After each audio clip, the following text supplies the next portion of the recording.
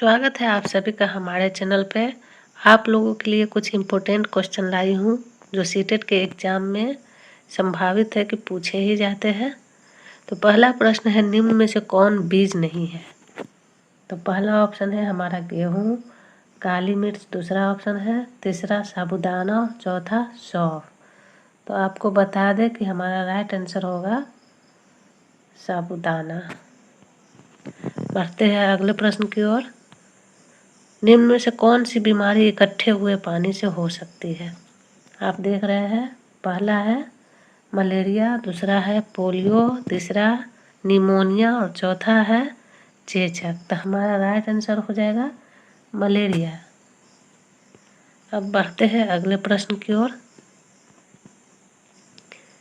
निम्न में से कौन सा जोड़ा सही है? ये अलग अलग स्टेट है और उसके प्रमुख नृत्य दिए हुए हैं।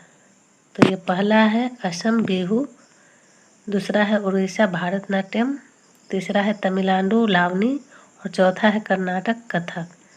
तो सबसे ऊपर में ही हमारा राइट आंसर मिल गया है, असम बिहू। अब बढ़ते हैं अगले प्रश्न की ओर। बगुला भैंस पर बैठता है क्योंकि पहला है बगुला तथा भैंस में सहजीवी संबंध है, दूसरा है बगुला मनोरंजन के लिए भैंस पर बैठता है, तीसरा है भैंस बगुले को एक स्थान से दूसरे स्थान तक आने जाने में मदद करती है और चौथा है बगुला भैंस को डराना चाहता है। तो आप देख सकते हैं कि ये भी गलत होगा। बगुला भैंस को डराएगा, ऐसा नहीं हो सकता है।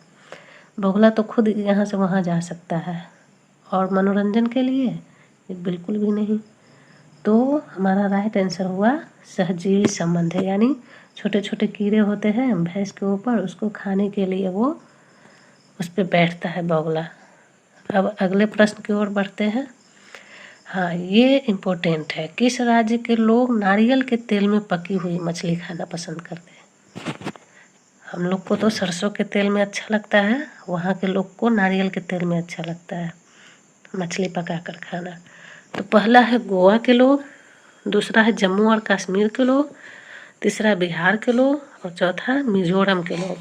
तो आपको बता दें कि राइट आंसर हमारा होगा गोवा के लोग। अब अगले प्रश्न की ओर बढ़ते हैं। कौन सी पक्षी झटके से अपनी गर्दन को आगे पीछे करती है? पहला है उल्लू, आप लोग देखे होंगे उल्लू तो कितना चुपचाप बैठे रहता है, कौवा दूसरा है, तीसरा है बसंत गौरी और चौथा मैना। हाँ, मैना अपने गर्दन को हम लोग भी देखते हैं झटके से घुमाती है, मगर राइट आंसर भी हमारा यही है, मैना। अब अगले प्रश्न की ओर बढ़ते हैं। पशुओं की त्वचा पर डिजाइन क्यों होता है? हम लोग जानवर देखते हैं, उसके जो शरीर पर भी देखते हैं कि तरह तरह के डिजाइन होते हैं, जैसे बकरी है, शेर है, बाघ है, बिल्ली है, सब पे डिजाइन होता है।